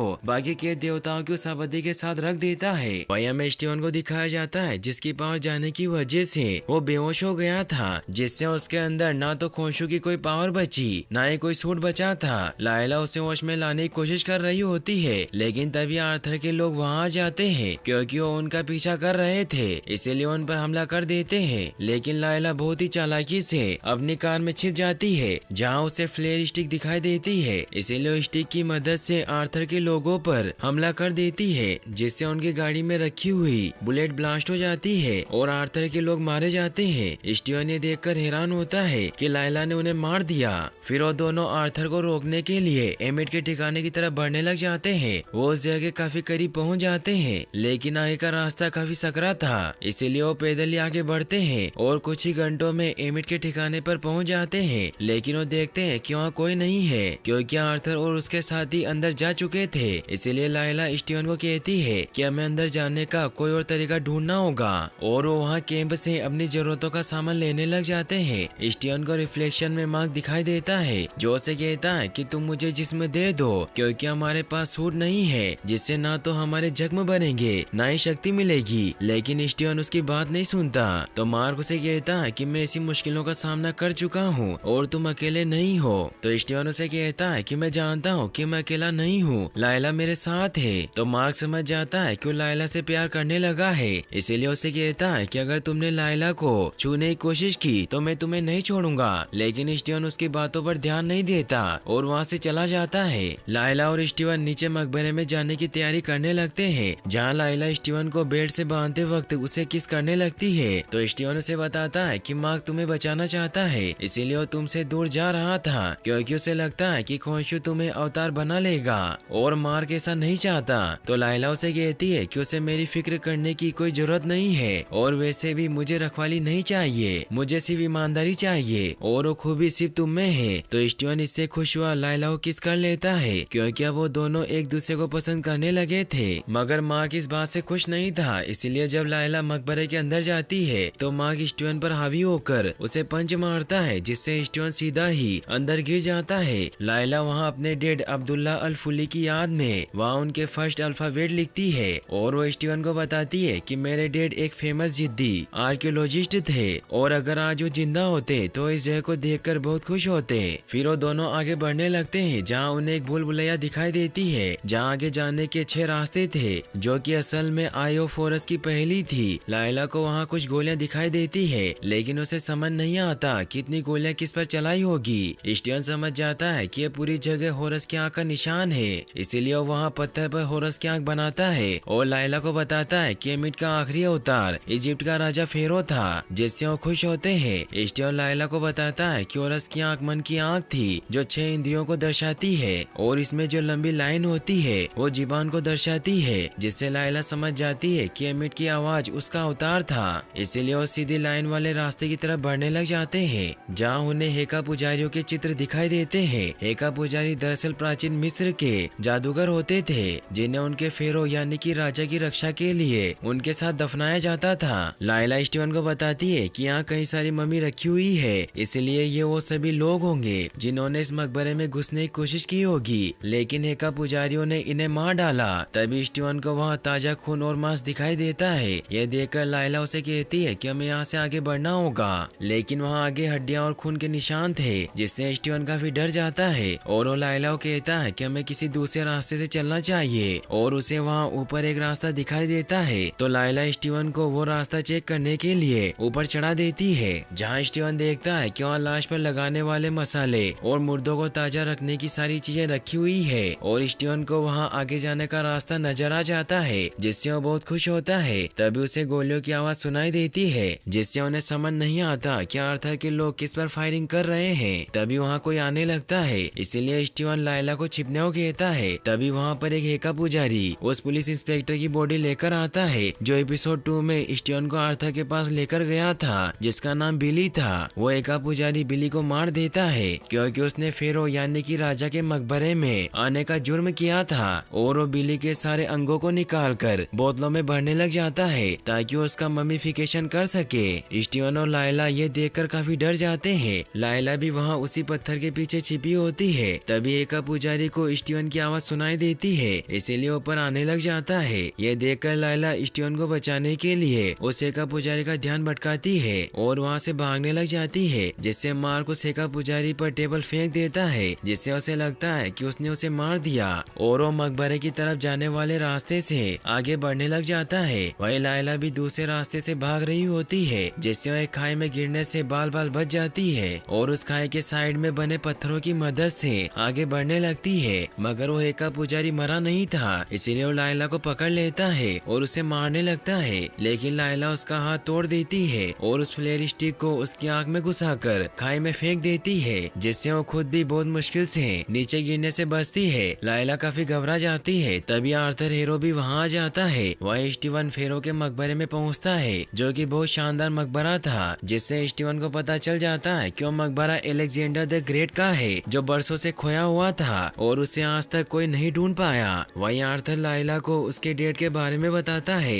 कि तुम्हारे डेड अब्दुल्ला एल फुली तुम्हें प्यार से छोटू सी स्क्रब बुलाते थे और उन्हें इस बात से बेहद खुशी होगी कि उसकी बेटी इस बात की गवाह है कि इजिप्शियन देवता हमारे बीच रहते हैं, क्योंकि किसी को इस बात पर विश्वास नहीं था। फिर उसे बताता है कि तुम्हारे पापा को आतंकियों ने मारा था, लेकिन कोई नहीं जानता कि वो कौन थे, मगर मार्क सब कुछ जानता है क्योंकि वो उस दिन वहाँ मौजूद था। इससे लायला काफी दुखी हो जाती है और वो आगे बढ़ने लगती है। वही मार्क स्टीवन को कहता है कि हमें अलेक्जेंडर का ताबूत खोलना होगा क्योंकि इसमें ही एमिट की उसाबती होगी। तो स्टीवन वो ताबूत खोलता है जिसमें अलेक्जेंडर द ग्रेट की मम्मी पड़ी हुई थी, लेकिन उसमें वो उसाबती नहीं होती जिसमें एमिट कैद थी। तो स्टीवन मार्क को बताता है कि अगर किसी चीज को हमेशा के लिए छिपाना है तो उसे ऐसी जगह पर छिपाया जाएगा जहाँ आम चोरों की नजर न जाए। तो मार्क उससे पूछता है कि वो जगह कौन सी है। तो मार्क को याद आता है कि अलेक्जेंडर एमिट की आवाज थे, इसलिए वो अलेक्जेंडर की मम्मी के मुंह में हाथ डालता है, जिससे उसे एमिट की उसाबती मिल जाती है, जिससे वो बहुत खुश होता है और उसे लायला को दिखाता है। मगर लायला बहुत गुस्सा होती है, इसीलिए वो स्टीवन को कहती है कि क्या मार्क मेरी बात सुन सकता है। तो स्टीवन मार्क को अपना जिस्म दे देता है। तो लायला उससे पूछती है कि मेरे पापा के साथ क्या हुआ था, लेकिन मार्क उसे कुछ नहीं बताना चाहता था, इसीलिए उसे लेकर वहाँ से निकलने लगता है, लेकिन लायला जाने से मना कर देती है। तो मार्क उसे कहता है कि मैं तुम्हें सब कुछ बताऊंगा, लेकिन पहले हमें यहाँ से निकलना होगा। लेकिन लायला जाने से मना कर देती है और उसे कहती है कि क्या तुमने ही मेरे डेड को मारा था। तो मार्क उसे कहता है कि मैंने उन्हें नहीं मारा। तो लायला उसे कहती है कि तुम वहीं मौजूद थे और तुमने देखा था कि उन्हें किसने मारा। तो मार्क उसे बताता है कि मेरे साथी ने लालच में आकर वहाँ मौजूद सभी लोगों को मार डाला और मैंने तुम्हारे पापा को बचाने की कोशिश की थी, पर मैं नहीं बचा पाया। इससे लायला बहुत दुखी हो जाती है और वो मार्क पर गुस्सा करती है और उसे कहती है कि तुम एक कातिल को उनके पास लेकर गए। तो मार्क उसे कहता है कि मैं अपने साथी को वहाँ लेकर गया था, मगर उसने मुझ पर भी हमला किया और उसने मुझे गोली मारी, मगर मैं खोंशू की वजह से बच गया और मैं तुम्हें यह बात कब से बताना चाहता था, लेकिन मुझे कभी हिम्मत नहीं हुई। तभी वहाँ आर्थर और उसके साथी आने लग जाते हैं। तो लायला उसाबती लेकर वहाँ से निकलने का दूसरा रास्ता ढूंढने लग जाती है और मार्क आर्थर के लोगों का सामना करने के लिए तैयार हो जाता है। तभी वहाँ आर्थर अपने साथियों के साथ आ जाता है जिन सब के पास गन होती है, लेकिन मार्क उन पर अटैक करके 3 लोगों को मार देता है। लेकिन तभी आर्थर अपनी पॉकेट में से गन निकालकर मार्क को गोली मार देता है, जिससे मार्क पानी में गिर जाता है। लायला इससे काफी दुखी हो जाती है। मार्क पानी की गहराइयों में समाता चला जाता है, जिससे जब मार्क की आँख खुलती है तो एक साइकियाट्रिक हॉस्पिटल में होता है जहाँ वो सभी इंसान होते हैं जिन्हें मार्क जानता था, यहाँ तक कि वहाँ वो इंसान भी होते हैं जो मार्क के सामने मारे गए थे। मार्क शीशे में देखकर स्टीवन का आवाज लगाने लगता है, लेकिन तभी वो नीचे गिर जाता है क्योंकि वो पट्टे से बंधा हुआ था और उसके हाथ से मून नाइट की डोल गिर जाती है, जिससे ऐसा लगता है कि जैसे अभी तक जो कुछ भी हो रहा था वो सब माँ के दिमाग की कल्पना थी। माँ को हीरो के पास लेकर जाया जाता है, जो कि एक मेन थेरेपिस्ट था, जो माँ को विश्वास दिलाने की कोशिश करता है कि जो कुछ भी अभी तक हुआ है वो सिर्फ उसके दिमाग का भ्रम था और स्टीवन नाम की उसके अंदर कोई शख्सियत मौजूद नहीं है और वो स्टीवन की जो शख्सियत महसूस कर रहा था वो टॉम बस्टर मूवी का हीरो स्टीवन ग्रांट है। लेकिन तभी माँ को याद आता है कि हीरो ने उसे गोली मारी थी, जिससे उसे पता चल जाता है कि ये सब आर्थर का इल्यूजन है और ये सारी चीजें असली नहीं है। इसीलिए वहाँ से भागने लगता है तो आर्थर के आदमी उसे रोकने की कोशिश करते हैं, लेकिन मार्क उन पर हमला करके भागने लगता है। वो उन दोनों से बचने के लिए वॉशरूम में छिप जाता है, जहाँ माँ को एक ताबूत दिखाई देता है जिसमें से स्टीवन की आवाज आ रही थी। इसलिए जब मार्क उसे खोलता है तो उसमें से स्टीवन बाहर आता है और वो दोनों एक दूसरे को अलग अलग बॉडी में देखकर बहुत खुश होते हैं और एक दूसरे को गले लगा लेते हैं। मार्क स्टीवन से कहता है कि क्या तुम्हें याद है कि आखिरी बार क्या हुआ था? तो स्टीवन उसे कहता है कि हीरो ने हमें गोली मारी थी, जिससे मार्क खुश होता है कि उन दोनों को सब याद है और ये जगह आर्थर का बनाया गया एक जाल है। इसीलिए वहाँ से भागने लगते हैं, जहाँ उन्हें एक और ताबूत दिखाई देता है, क्योंकि स्टीवन के अंदर मार्क के अलावा एक और शख्सियत मौजूद थी, जिससे हमें वो ब्लैकआउट सीन दिखाए जाते थे जिसमें मार्क लोगों को मार देता था। लेकिन मार्क उस ताबूत पर ध्यान नहीं देता और आगे बढ़ जाता है। तभी वहाँ इजिप्शियन देवी तवरेत आ जाती है, जो कि हिप्पो की तरह दिखाई दे रही थी, और जब वो उन्हें हाई कहती है तो काफी डर जाते हैं और डरने की वजह से मार्क अपनी इमेजिनेशन में हीरो के सामने पहुंच जाता है, जहाँ हीरो से विश्वास दिलाने की कोशिश करता है कि तुम मरे नहीं हो और न ही तुम किसी गोट के अवतार हो, बस ये सब तुम्हारे दिमाग की कल्पना है और हकीकत में तुम शिकागो के मेंटल हॉस्पिटल में हो, जहाँ का डॉक्टर मैं हूँ और तुम बहुत जल्द ठीक हो जाओगे।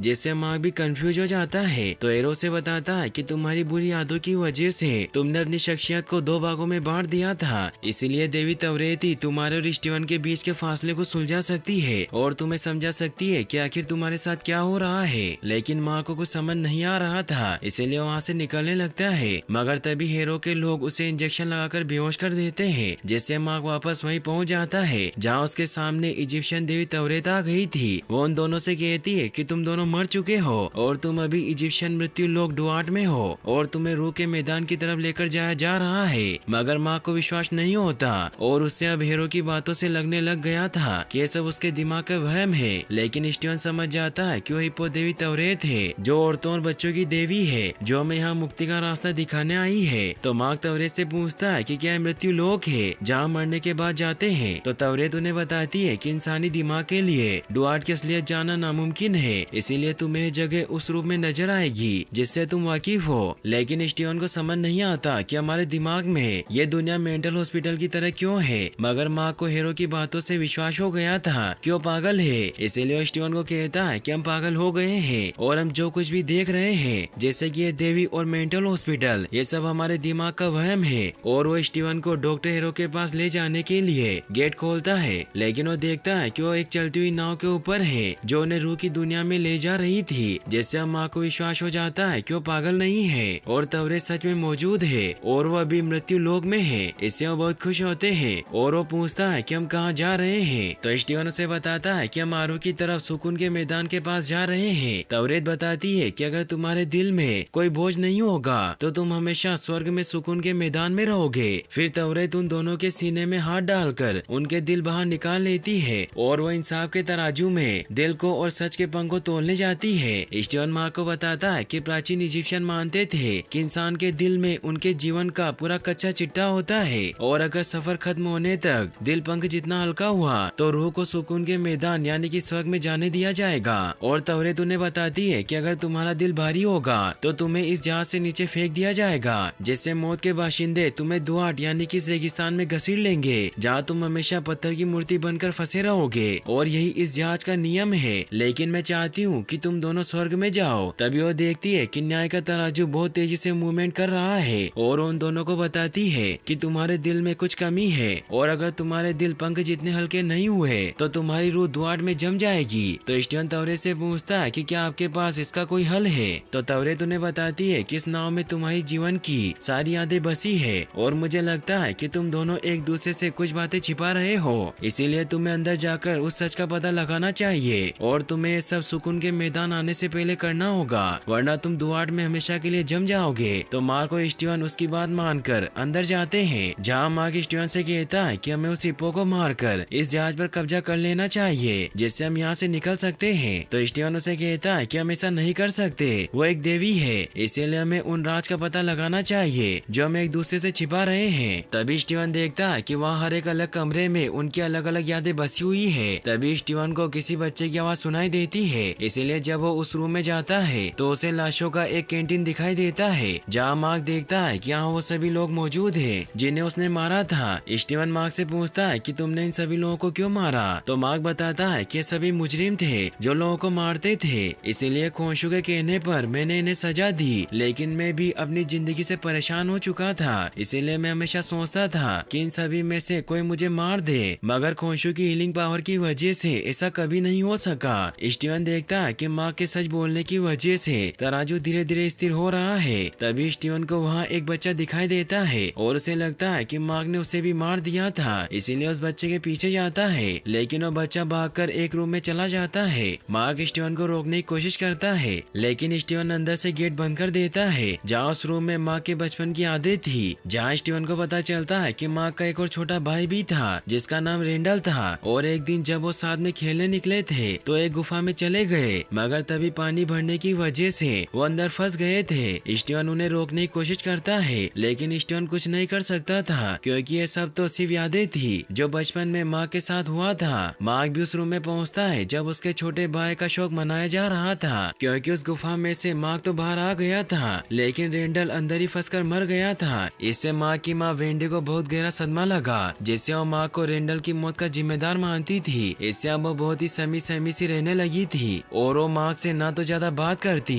ना ही मार्क के बर्थडे में शामिल होती थी, और वो मार्क को बार बार यही ताना मारा करती थी कि तुम अपने भाई से जलते थे और मुझे समझ जाना चाहिए था कि तुम एक दिन उसे मार दोगे। मार्क भी इससे काफी ज्यादा उदास रहने लगा था, जिससे अपने रूम में जाकर छिप जाया करता था। स्टीवन भी उस रूम में जाने लगता है, लेकिन मार्क उसे रोक लेता है और उसे बाहर ले आता है। स्टीवन मार्क को कहता है कि तुमने मोम को कैसे याद रख रखा है, क्योंकि मुझे मेरी मोम जैसे याद है वो ऐसी बिल्कुल नहीं थी, वो मुझे बहुत प्यार करती थी। तभी वहाँ स्टीवन वो पल देखता है जब मार्क बड़ा हो गया था और वो अपनी माँ से परेशान होकर घर छोड़कर चला गया। मार्क स्टीवन को ये सब देखने से मना करता है और उसे हिट करता है, जिससे वो जगह पर पहुँच जाते हैं जहाँ चारों तरफ लाशें पड़ी हुई थी। स्टीवन समझ जाता है कि वही जगह है जहाँ मार्क ने होस्टेज को मारा था, तो मार्क उसे बताता है कि मैंने ऐसा कुछ नहीं किया और हीरो के लोग झूठ बोल रहे थे। फिर उसे सच्चाई बताता है कि मैंने बिना पूछे मिलिट्री से छुट्टी ली, इसीलिए मुझे नौकरी से निकाल दिया गया और जॉब न होने की वजह से मैं काम मांगने के लिए कमांडिंग ऑफिसर बुशमन के पास गया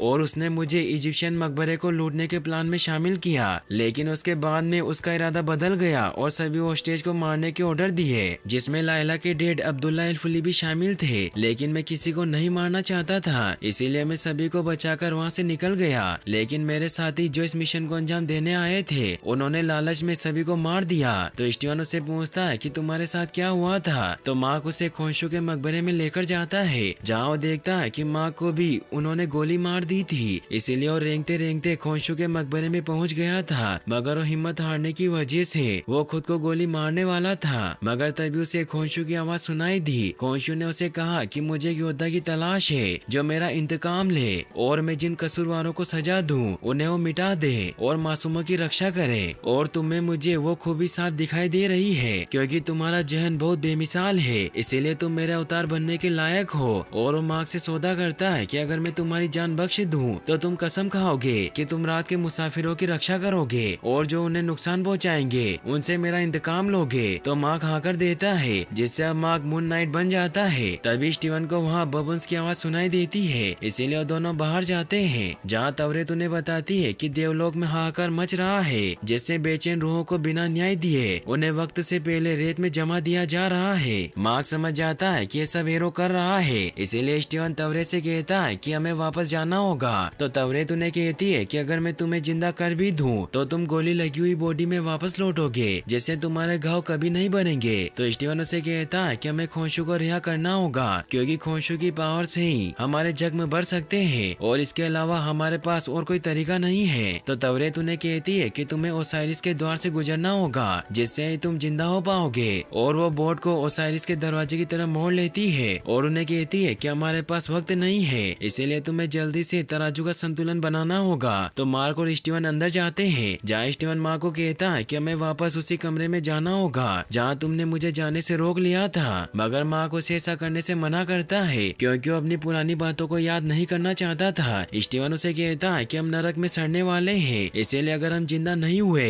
तो हीरो जीत जाएगा और वो सभी लोगों को मार देगा, और अगर लायला की जान चली गई तो तुम उसके जिम्मेदार होगे। मार्क इससे काफी परेशान हो जाता है। वो सोचने लगता है कि ये सब झूठ है और वो खुद को मारने लग जाता है, जिससे वो वापस से अपनी इमेजिनेशन से हीरो के पास पहुंच जाता है, जहाँ हीरो से शांत करता है और उसे बताता है कि तुम्हें क्या लगता है कि तुमने स्टीवन की शख्सियत अपने अंदर बनाई है ताकि जिंदगी में जो भी गलतियां तुमने की है उनसे तुम अपना मुंह छिपा सको और ऐसा विश्वास कर सको जैसे तुमने एक नॉर्मल लाइफ जी है। या फिर स्टीवन ने माँ को बनाया है ताकि उसकी माँ ने उस पर जो जुर्म किए थे वो उनका बदला सभी इंसानों से ले सके, लेकिन माँ को कुछ याद नहीं होता, जिस पर हीरो कहता है कि इन बातों को जानने का सिर्फ एक ही तरीका है कि तुम्हें स्टीवन को सब कुछ सच सच बताना होगा, जिससे ये चीजें समझ आएगी और तुम्हें सच्चाई का पता चलेगा। तो मार्क उसकी बात समझ जाता है और स्टीवन को लेकर बचपन वाले माँ के रूम में जाता है, जहाँ मार्क अपने माँ के गुस्से की वजह से कमरे में छिपा रहता था। स्टीवन माँ को कहता है कि ये कमरा मेरा ही है, लेकिन ये सब जो कुछ हो रहा है वो मुझे याद नहीं है। मगर स्टीवन तभी वहाँ टॉम राइडर मूवी के हीरो स्टीवन ग्रांट का पोस्टर देखकर समझ जाता है कि मार्क अपनी माँ से बहुत परेशान हो चुका था, क्योंकि उसे हमेशा बेल्ट से मारा करती थी। इसीलिए मार्क ने अपने अंदर स्टीवन ग्रांट की शख्सियत पैदा कर ली थी ताकि वो भी अपनी एक नॉर्मल लाइफ जी सके, जिससे स्टीवन को बुरे लम्हों की कुछ बातें याद नहीं थी। स्टीवन इन सब से काफी हैरान होता है कि उसका कोई वजूद नहीं है और वो सिर्फ माँ की कल्पना है। मार्क के देखकर स्टीवन को बाहर ले आता है और उसे कहता है कि तुम्हें इन यादों से दूर रहना चाहिए। तो स्टीवन माँ को मुक्का मारता है और उसे कहता है कि मुझे लगा था कि मैं असली हूँ, पर मैं तुम्हारा बनाया हुआ एक किरदार हूँ। तो मार्क उसे कहता है कि मेरी वजह से तुम्हें खुशहाल और नॉर्मल लाइफ मिली और इससे कोई फर्क नहीं पड़ता कि तुम असली नहीं हो, क्योंकि तुमने जो जिंदगी जी थी उसमें मॉम तुमसे प्यार करती थी, बल्कि वो अभी तक भी जिंदा है, लेकिन वो कब की मर चुकी है। फिर उसे बताता है कि जब सालों पहले मैं घर छोड़कर चला गया था तो आज से 2 महीने पहले मुझे डेट का कॉल आया था ताकि मैं माँ के शिवा पर जा सकूं, लेकिन मैं नहीं जा पाया।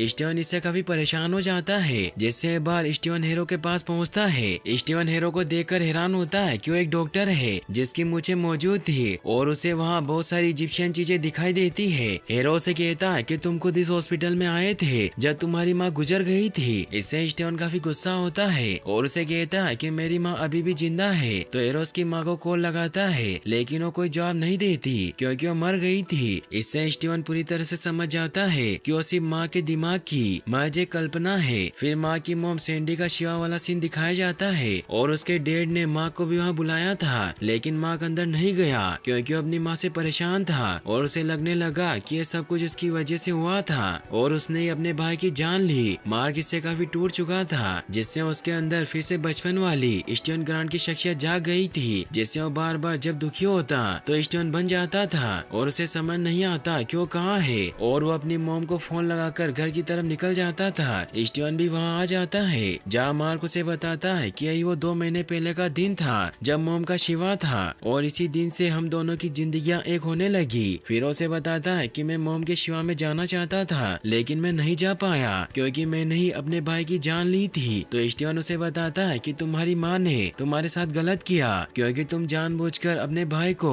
गुफा में नहीं लेकर गए थे, बस तुम खेल रहे थे क्योंकि उस वक्त तुम भी एक बच्चे थे। तभी अचानक वहाँ भूकंप आने लगते हैं क्योंकि जहाज रुक चुका था और वो ओसाइरिस के इंसानी दुनिया के द्वार के पास पहुँच जाते हैं। मार्क और स्टीवन जब बाहर आते हैं तो तवरेत से पूछते हैं कि हम ओसाइरिस के द्वार को कैसे खोल सकते हैं। तो तवरेत उन्हें कहती है कि मैं तुम्हारी कोई मदद नहीं कर सकती क्योंकि तराजू स्टेबल नहीं हुआ, इसीलिए द्वार के बाशिंदे तुम्हें पकड़ने आएंगे। तभी वहाँ रेस से बाशिंदे उन्हें पकड़ने के लिए जहाज पर आने लगते हैं, जिससे स्टीवन डर कर पीछे छिप जाता है और मार्क उनसे लड़ने लगता है, लेकिन उसे पकड़ लेते हैं और उसे जहाज से नीचे गिराने की कोशिश करने लगते हैं। ये देखकर स्टीवन मार्क को बचाने के लिए उन पर हमला करने लगता है क्योंकि वो समझ गया था कि मार्क अगर लोगों से लड़ सकता है तो वो भी लड़ सकता है क्योंकि वो दोनों एक ही हैं और वो एक एक करके सभी को खत्म कर देता है। ये देखकर मार्क भी खुश होता है, लेकिन तभी नीचे से एक और बाशिंदा आकर मार्क को पकड़कर उसे नीचे गिराने की कोशिश करता है, जिससे स्टीवन जब उसे रोकने जाता है तो खुद उस बाशिंदे के साथ नीचे द्वार में गिर जाता है। मार्क इससे काफी डर जाता है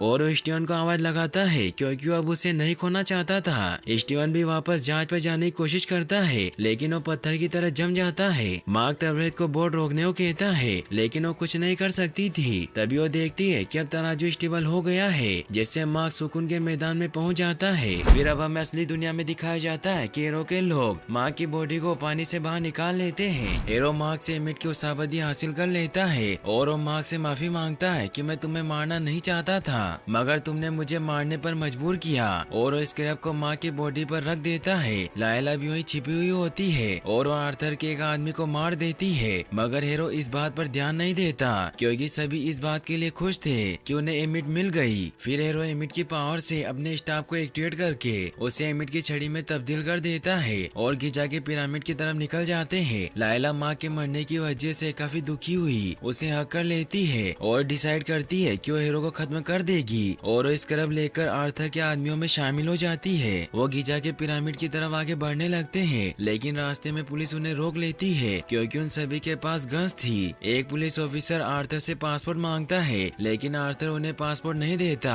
और एमिट की पावर से उन सभी की रूह निकालकर उन्हें मार देता है। उनमें से सिर्फ एक ही ऑफिसर जिंदा बचता है क्योंकि वो एक नेक इंसान था। फिर सभी लोग रास्ते से लाशें हटाने लगते हैं। लायला मौका देखकर हीरो को मारने की कोशिश करती है, तभी वहाँ पड़ी डेड बॉडी से तवरेद लायला से बात करती है। वो लायला को बताती है कि मार्क ने तुम्हें रोकने को कहा है क्योंकि तुम अकेले हीरो को नहीं मार सकती, मगर लायला को कुछ समझ नहीं आता और उसे कहती है कि मार्क मर गया है। तो तवरेद उसे कहती है कि मैं भी मरे हुए लोगों के जरिए बोल रही हूँ, इसीलिए तुम मेरी बात सुनो, और उसे बताती है कि हीरो को अकेले रोकना तुम्हारे बस की बात नहीं, इसीलिए मार्क को दोबारा जिंदा करने के लिए खोंशू की शबद्दी को तोड़कर उसे आजाद करना होगा, जिसे देवताओं के कक्ष में रखा गया है, और इस काम में मैं तुम्हारी मदद करूंगी, इसीलिए तुम मेरी अवतार बन जाओ। लेकिन लायला मना कर देती है और उसे कहती है कि मैं खुद उसका सामना करूंगी, और वो हीरो की गाड़ी में बैठकर गिजा के पिरामिड की तरफ निकल जाती है क्योंकि उसके अंदर ही देवताओं का कक्ष था। हीरो पिरामिड पर पहुंचकर एमिट की शक्ति से द्वार को तोड़ने लग जाता है। ओसाइरिस के अवतार सेलिम और बाकी अवतारों को भी इस बात का पता चल जाता है कि हीरो एमिट को रिहा करवाने आ रहा है। तभी हीरो दरवाजे को तोड़कर अपने आदमियों के साथ अंदर आ जाता है। ओसाइरिस और बाकी अवतार हीरो का सामना करने की कोशिश करते हैं, लेकिन उसकी शक्ति के सामने टिक नहीं पाते।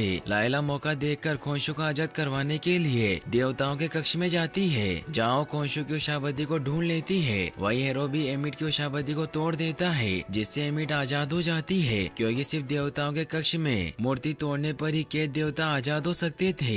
एमिट बिल्कुल एक मगरमच्छ की तरह दिखाई दे रही थी। वो हीरो को कहती है कि तुमने मुझे आजाद किया, मगर तुम भी बुरे हो क्योंकि तुम्हारा तराजू डगमगा रहा है। तो हीरो से कहता है कि मुझे लगा था कि अगर मैं रोज कांच पर चलकर दर्द सहूंगा तो शायद पाप मिट जाएंगे, लेकिन मैं गलत था, इसीलिए तराजू मुझे जो सजा देगा वो मुझे कबूल होगी। तो एमिट उसे बताती है कि तराजू के डगमगाने की वजह तुम्हारा आने वाला कल है, मगर मैं तुम्हें नहीं मारूंगी क्योंकि आने वाले कल में तुम मेरी खिदमत करोगे, इसीलिए मैं तुम्हारी मौत टाल रही हूँ। फिर वो उसे बताती है कि मैंने एक बार एक ऐसे खादिम पर भरोसा किया था जो तराजू के मुताबिक बड़ा नेक था, पर उसने मुझे 2000 साल तक कैद करवा दिया। जिस पर हीरो ने कहता है कि मैं आपके लिए कुछ ऐसे वक्त ढूंढ कर लाया हूँ जिनके तराजू बिल्कुल भी नहीं डगमगाते और वो आपकी हर एक बात मानेंगे। जिस पर एमिट कहती है कि मुझे रिहा तो तुमने करवाया, इसीलिए मुझे तुम जैसा अवतार चाहिए, इसीलिए तुम मेरी बात मानो और अपने सभी पुराने जख्म बुलाकर मेरी खिदमत करो। तो हीरो भी उसकी बात मान लेता है, जिससे एमिट उसे अपना अवतार बना लेती है। वही लायला भी खोंशू की मूर्ति को तोड़ देती है, जिससे खोंशू आजाद हो जाता है। वो लायला को कहता है कि मैं माँ को इस दुनिया में महसूस नहीं कर पा रहा हूँ, इसका मतलब ये है कि वो शहीद हो गया होगा, और वो लायला को उसका अगला अवतार बनने को कहता है। लेकिन लायला उस पर गुस्सा होती है और उसे कहती है कि तुम्हारी वजह से माँ की जान चली गई और तुमने उसकी पूरी जिंदगी बर्बाद कर दी, इसीलिए मैं ऐसा कुछ नहीं करूँगी क्योंकि मुझे तुम पर भरोसा नहीं है, जैसे माँ को नहीं था, इसीलिए मैं तुम्हारा साथ तो जरूर दूंगी लेकिन तुम्हारी गुलामी नहीं करूँगी। तो खोंशू भी मान जाता है और वो लायला को कहता है कि हमें एमिट को फिर से कैद करना होगा और ये सिर्फ अवतार ही कर सकता है, लेकिन लायला उसकी बात नहीं सुनती। वही एमिट अपने अवतार हीरो और बाकी सभी लोगों को लेकर कायरो के पापी लोगों को मारने के लिए निकलने लगती है ताकि वो इस दुनिया को स्वर्ग बनाने की शुरुआत कर सके, मगर तभी खोंशू उन्हें रोकने आ जाता है। खोंशू एमिट को कहता है कि मैं तुम्हें कामयाब नहीं होने दूंगा। खोंशू को आजाद देख हीरो समझ जाता है कि कोई देवताओं के कक्ष में घुस आया है, इसीलिए अपने आदमियों से उस शख्स को ढूंढने को कहता है। वही हमें माँ को दिखाया जाता है जो सुकून के मैदान में पहुँच गया था। तवरेत उसे कहती है कि तुम्हारे दिल का बोझ हट गया है, इसीलिए तराजू डगमगा नहीं रहा और तुम्हारा सफर पूरा हो गया है और तुम यहाँ स्वर्ग में आ गए हो। मार्क महसूस करता है कि उसे यहाँ बहुत सुकून महसूस हो रहा है, लेकिन उसे स्टीवन का ख्याल आता है, इसीलिए वो तवेरेत से कहता है कि स्टीवन का क्या होगा। तो तवेरेत कहती है कि वो अब नहीं रहा क्योंकि वो द्वार में जम गया, इसीलिए अब तुम यहाँ सुकून से रहो। लेकिन मार्क स्टीवन के बिना नहीं रह सकता था क्योंकि स्टीवन ने उसकी हर बुरी घड़ी में उसका साथ दिया था, इसीलिए वो तवेरेत को कहता है कि हमें उसे बचाना होगा। जिस पर तवेरेत उसे कहती है कि तुम ऐसा नहीं कर सकते क्योंकि अगर तुम एक बार वापस द्वार में चले गए तो तुम सुकून के मैदान में वापस नहीं लौट पाओगे। मगर माँ किसी भी हाल में स्टीवन को बचाना चाहता था, इसीलिए वो वापस पीछे भागता है, जिससे वो द्वार में पहुंच जाता है जहां उसे ओसाइरिस के द्वार के पास स्टीवन की बॉडी नजर आ जाती है। वहीं पिरामिड में एमिट खोंशो कहती है कि मैं बुराई का नामो निशान मिटाकर अपना फर्ज निभाऊंगी। तो खोंशो से कहता है कि तुम्हारा अवतार पापी है और तुम कोई न्याय नहीं कर रही हो, बस तुम एक ऐसी दुनिया बनाना चाहती हो जहाँ सिर्फ तुम्हारे भक्त रहेंगे। और वो दोनों आपस में फाइट करने लग जाते हैं। वही मार्क स्टीवन की मूर्ति के पास जाकर उसे कहता है कि मैं तुम्हारी वजह से अपनी जिंदगी जी पाया क्योंकि मैं अकेला नहीं था, हमेशा तुम मेरे साथ थे, मगर मैं तुम्हें नहीं बचा पाया, जिससे वो काफी इमोशनल हो जाता है। तभी वो भी रेत में जमने लगता है, मगर वो अपना दिल स्टीवन के हाथ में रखकर उसे पकड़ लेता है और उसे कहता है कि तुम मेरी असली सुपर पावर हो और मैं तुम्हें छोड़कर कभी नहीं जाऊंगा। तभी वो पूरी तरह से जम जाता है, लेकिन तभी ओसाइरिस का द्वार खुल जाता है जिससे रूह वापस दुनिया में जा सकती थी और स्टीवन और मार्क भी वापस ठीक हो जाते हैं और वो दोनों एक दूसरे से मिलकर खुश होते हैं। मगर तभी वहाँ द्वार में रेत का तूफान आने लगता है, लेकिन तभी वहाँ तवेरेत आ जाती है जिससे ओसाइरिस ने उसे यहाँ उनकी मदद करने भेजा था क्योंकि उसे एहसास हो गया था कि वह हीरो को लेकर गलत थे और इसीलिए उसने वो दरवाजे खोले थे। मार्क और स्टीवन द्वार की तरफ बढ़ते हैं जिससे वो वापस अपने जिस्म में पहुंच जाते हैं। वही एमिट खोंशो को मारने लगती है क्योंकि वो बिना अपने अवतार के कमजोर था। तभी खोंशो को मार्क की आत्मा महसूस हो जाती है, इसीलिए वहाँ से निकल जाता है। वही मार्क मून नाइट के सूट में आ जाता है जिससे उसकी बॉडी में मौजूद बुलेट भी निकल जाती है। फिर वो मकबरे से बाहर आता है जहाँ खोंशो भी मौजूद था। खोंशो माँ को बताता है कि एमिट आजाद हो चुकी है और मैं उसे नहीं रोक पाया क्योंकि उसे रोकने की मेरे अंदर ताकत नहीं थी, इसलिए मुझे तुम्हारी मदद चाहिए। मगर तभी स्टीवन जिस्म ले लेता है और वो खोंशो से कहता है कि हम तुम्हारा साथ देंगे, लेकिन काम पूरा होने के बाद तुम्हें हमें आजाद करना होगा। स्टीवन ऐसा इसलिए कह रहा था क्योंकि उसे पता चल गया था कि लायला ने उसका अवतार बनने से मना कर दिया होगा। खोंशो से कहता है कि हमारे पास सौदेबाजी का वक्त नहीं है क्योंकि एमिट दुनिया के आधे लोगों को मार देगी, जिस पर स्टीवन कहता है कि ये सब हमने आपसे ही तो सीखा है। तो खोंशो को कोई रास्ता नजर नहीं आता और वो स्टीवन को वचन देता है कि मैं काम पूरा होने के बाद तुम दोनों को आजाद कर दूंगा। तो स्टीवन इससे खुश होता है। फिर खोंशो अपनी पावर से दिन को रात में तब्दील कर देता है और मार्क उड़कर वहाँ से कायरो की तरफ निकल जाता है। वहीं ओसाइरिस के अवतार की हालत काफी खराब होती है तो लायला उसे सहारा देती है और उससे पूछती है कि हम एमिट को कैसे रोक सकते हैं। तो सेलिम उसे बताता है कि देवताओं के इस कक्ष में बहुत शक्ति है, इसीलिए हमें एमिट को मूर्ति की बजाय उसके अवतार के शरीर में कैद करना होगा क्योंकि मूर्ति से ज्यादा शरीर को मिटाना आसान होता है, लेकिन इस प्रोसेस को शिव अवतार ही कर सकते हैं जो अब नहीं बचे। ये कहकर वो अपना दम तोड़ देता है। तभी लायला को तवरेत के बारे में याद आता है कि उसकी अवतार बन सकती है, इसीलिए वो तवरेत को आवाज लगाती है जिससे तवरेत सेलिम की बॉडी में आ जाती है और वो लायला को अपना अवतार बना लेती है। लेकिन हीरो भी तवरेत की आवाज सुन लेता है, इसीलिए उस तरफ अटैक करता है ताकि वो लायला को मार सके। लेकिन लायला वहाँ से भागने लगती है, मगर उसकी बॉडी में तवरेत की आत्मा आती है और उसे बताती है कि हमें इस काम में बहुत मजा आएगा और तुम्हारे डेड भी इससे खुश होंगे क्योंकि मैंने ही उन्हें सुकून के मैदान में छोड़ा था। फिर वो लायला को कहती है कि मैंने अपने लिए एक बहुत ही अच्छा कॉस्ट्यूम बनाया है, लेकिन तभी वहाँ उन पर पत्थर गिर जाते हैं, मगर लायला तवरेत के सूट की वजह से बच जाती है क्योंकि लायला का सूट बहुत स्पेशल था। हीरो पिरामिड के ऊपर चला जाता है और वो एमिट की पावर को एक्टिवेट करने लगता है जिससे एमिट के सभी भक्त हर एक इंसान को परखने लग जाते हैं और उन सभी लोगों को मारने लगते हैं जिन्होंने फ्यूचर में या फिर पास्ट में पाप किए थे, जिससे उनकी आत्मा एमिट में समाने लग जाती है जिससे उसका आकार बढ़ता जाता है। वही मार्क भी कायरो की तरफ बढ़ रहा होता है और वो कुछ ही देर में कायरो पहुंच जाता है जिससे मार्क और हीरो में लड़ाई स्टार्ट हो जाती है। तभी खोंशो भी वहाँ आ जाता है जिससे खोंशो और एमिट भी आपस में लड़ने लग जाते हैं। मार्क और हीरो नीचे जमीन पर गिर जाते हैं जहाँ हीरो मार्क को अपने स्टाफ की मदद से मारने लगता है, लेकिन तभी लायला वहाँ आकर उसे बचा लेती है। मार्क लायला और उसके सूट को देखकर बहुत खुश होता है। तभी स्टीवन भी जिस्म ले लेता है जिससे वो भी लायला को देखकर बहुत खुश होता है। फिर वो दोनों मिलकर उनसे लड़ने लग जाते हैं, क्योंकि मिस्टर नाइट यानी कि स्टीवन अब लड़ना सीख गया था और अपने ट्रंचियन से एक एक करके सभी को मारने लग जाता है। और जिस वक्त पर स्टीवन कमजोर पड़ता